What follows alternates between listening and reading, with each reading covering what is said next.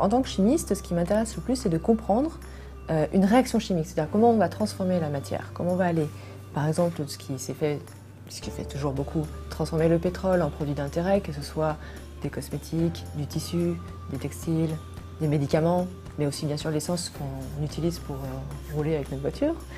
Donc c'est comprendre ces transformations-là, les comprendre pour pouvoir ensuite les optimiser, les améliorer. Et là, le grand challenge qu'on a aujourd'hui en chimie, ça va être de passer non plus d'une chimie basée sur le pétrole, mais d'une chimie qui va être basée sur d'autres ressources qui vont être renouvelables.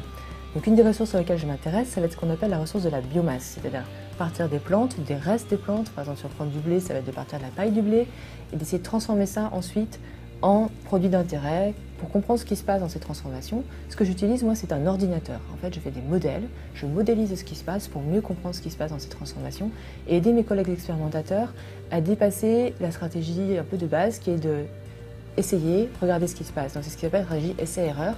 Là, on essaie plutôt de faire un design in silico, c'est-à-dire de comprendre dans l'ordinateur ce qui se passe et de proposer des nouvelles solutions.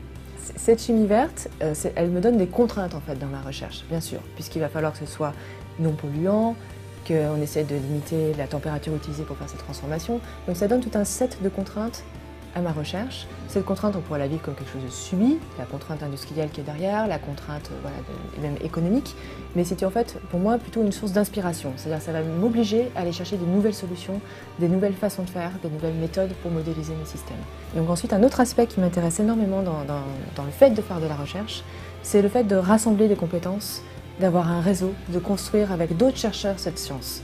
Et donc ces autres chercheurs, je vais les chercher non seulement en local, mais également aller chercher des compétences ailleurs. Ça va être par exemple en Pologne, ça va être à Ottawa, à l'université d'Ottawa avec qui j'ai un partenariat privilégié avec le centre de catalyse. Ça va être à Shanghai où il y a un centre de catalyse en fait, CNRS Solvay. Ça va être également avec des gens qui font de la modélisation, d'autres méthodes à Zurich par exemple. Ça va être de rassembler ces compétences-là, des gens qui ont des nouvelles méthodes de modélisation, des gens qui ont des bonnes méthodes de caractérisation et mettre tout le monde ensemble pour mieux comprendre ce qui se passe. Donc ce travail me permet également de construire quelque chose qui m'intéresse vraiment, c'est-à-dire la relation à l'autre. C'est-à-dire ça va être non seulement la relation avec mes collègues chercheurs, donc comme je disais, de rassembler des compétences et d'essayer d'emmener tout le monde dans une direction. Ça va être également d'être avec les jeunes chercheurs avec qui je travaille. Ça va être les doctorants, les étudiants en thèse, les étudiants en master, ceux également qui sont des postdoctorants, donc une thèse, mais qui ne sont pas encore complètement indépendants dans leur recherche, et les aider à se développer scientifiquement, c'est-à-dire avoir des meilleures compétences à la fin du projet avec moi, c'est aussi se développer humainement et essayer de mieux comprendre comment est-ce qu'ils peuvent se développer, travailler en groupe, travailler avec d'autres, donc les aider dans leur carrière.